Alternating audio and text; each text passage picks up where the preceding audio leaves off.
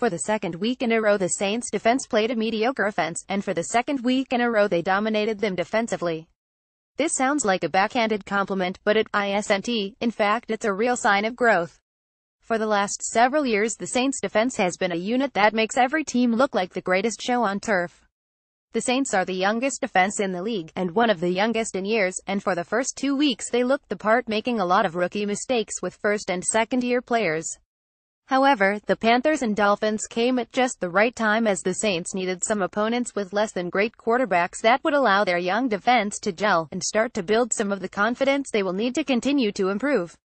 The level of competition as far as offensive weapons this week was greater than last, and the grades will reflect that. Defensive line A. The defensive line led by underappreciated stud Cameron Jordan had another solid game. They weren't able to put together a dominating performance, and the pass rush was still hit or miss, but we saw improvement on the interior in this game. Sheldon Rankins showed some signs of life, and so did Onyemata, but the player who is really starting to have an impact is free agent signing Alex Okafor.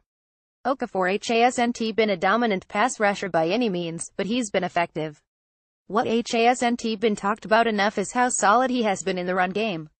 It was the Saints' run defense that set them up for success in this game, that in their coverage, and this has mostly been true throughout the first 4 weeks minus that first quarter against the Panthers where they fell for a lot of misdirection plays not really on the defensive line. In fact, the Saints' defensive line has been outright dominant against the run, with the vast majority of opponents' production on the ground coming out to edges on plays where either the Saints linebackers misdiagnosed the play, or just failed to make it. I still believe they need another first-round level talent to play opposite Jordan to really have a high-quality defensive line, but this unit deserves credit for stepping up in a big way so far this year. Linebackers. The Saints linebacker unit did a good job of keeping the play in front of them and making sure they didn't let anything get by. Their primary job was to apply pressure through a varied blitz package, and to make sure that the Dolphins' star running back Jay Ajayi had a terrible return home. He's from the UK. Klein and company were solid in coverage, but their primary task was to provide pressure and stay sound to prevent any big runs, and to keep the Dolphins from picking up any momentum. They did that. The only downside was the injury to rookie linebacker Alex Anzalone. He's not a huge loss by production, but he's a developing young player and was the only guy in the Saints linebacking corps capable of making athletic plays sideline to sideline. The front seven isn't the swiftest of foot in the first place, and they just got another step slower. Safety A. The Saints played as many as 4 safeties on the field at one time, and it worked like a charm. Not only did the Saints safeties do a great job of providing help in coverage to erase downfield opportunities, but they also provided coverage and run support in the first 15 yards to give the defensive line and the linebackers time to make plays. Raphael Bush came up with a sack on a beautiful blitz. Kenny Vaccaro and Von Bell were back to the roles they are most comfortable in, and Marcus Williams made it so that Jay Cutler wasn't willing to risk any throws down the field.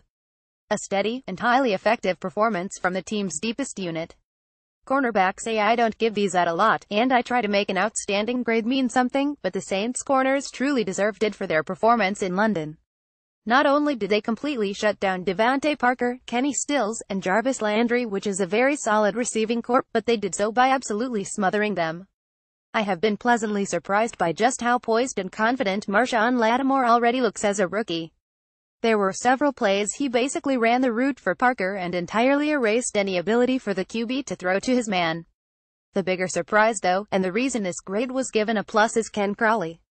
In back-to-back weeks Crawley has been called upon to serve as a starting corner for the Saints, and in back-to-back weeks he has excelled.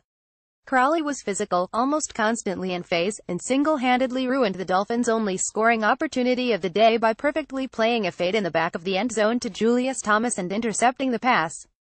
Crawley showed signs of being able to develop into a good corner last year, and now he is showing signs that he is ready to take the next step of his evolution. Lattimore you expect to be exceptional. Crawley is icing on the cake, and if he can maintain this level of play he's going to make the Saints have some very tough decisions to make come week 8, and that's a good thing. Special teams. Will Lutz missed a very makeable field goal, but made his 2 others. He seems to be struggling with some accuracy issues early in the year, although this one may have been affected by the soccer pitch, I'm not sure. He's still been pretty reliable, and the team seems to have a lot of confidence in him though. Thomas Morstead was fantastic as always, and the Saints' return game continues to be a solid asset. They have yet to break a big return, but can consistently get positive yardage, and those hidden yards really do matter. The coverage was also very good, which has been a welcome and pleasant change from previous years. Coaching aide Dennis Allen and his staff had their players prepared and ready to play. They were aggressive, poised, and had a great game plan. The coaches did a very good job of isolating what the Dolphins wanted to do, and neutralizing it by focusing on killing the run game. Their coverages were designed to mitigate any deep plays and to keep the ball in front of them, and because the coverage held up so well, they were able to effectively neuter the opposition. You always get props when you pitch a shutout, especially when the team earns it. The one versus Tampa in 2012 wasn't nearly as impressive.